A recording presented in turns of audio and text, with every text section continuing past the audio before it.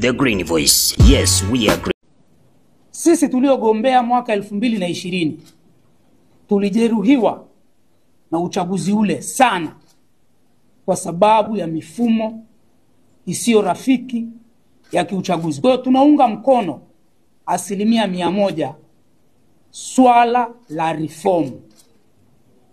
Kwa hiyo tuko tayari na kuongeza nguvu kuwekeza kwenye kupigania mabadiliko ya kimfumo na ya kisheria kwa ajili ya chaguzi huru na za haki hapa nchini. 2. Maoni mbadala dhidi ya mpango wa kuzuia uchaguzi. Ikumbuke hapo mwanzo nimesema reform tunaziunga mkono. Tunasita kuamini katika mpango wa chama wa kuzuia kufanyika kwa uchaguzi mkuu 2025 iwapo mabadiliko hayatopatikana, tukiwa na sababu zifuatazo.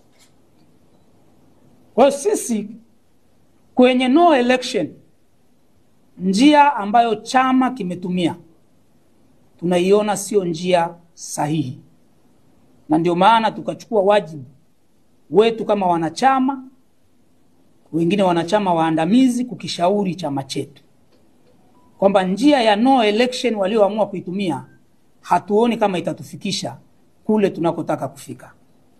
Moja, tunaona kuwa haiwezekani kuzuia uchaguzi kwa kuwa nje ya uchaguzi. Kujaribu kuzuia uchaguzi huku ukiwa nje ya uchaguzi itakuwa ni sawa na kufanya jinai. Uwezekano pekee wa kuzuia uchaguzi ni kushiriki uchaguzi wenyewe kwa kuhakikisha tunaingiza wagombea katika uchaguzi. Ni rahisi kwa wagombea kuhamasisha na kuongoza wananchi kuzuia uchaguzi katika vituo mahususi vya uchaguzi, katika kata au majimbo yanayoelekea kufanyiwa hujuma, kuliko kujaribu kuzuia uchaguzi wote huku tukiwa nje kabisa ya uchaguzi wenyewe. Ndugu zangu, ukishakuwa nje ya uchaguzi mara tu baada ya bunge kuvunjwa,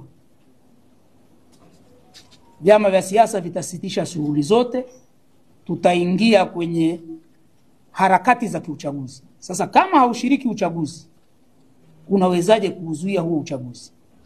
Huna wagombea kwenye kata, huna mawakala ambao kama unataka kuzuia uchaguzi kwenye vituo, anayeweza kuwa wa kwanza ni wakala wako aliyeko kituoni.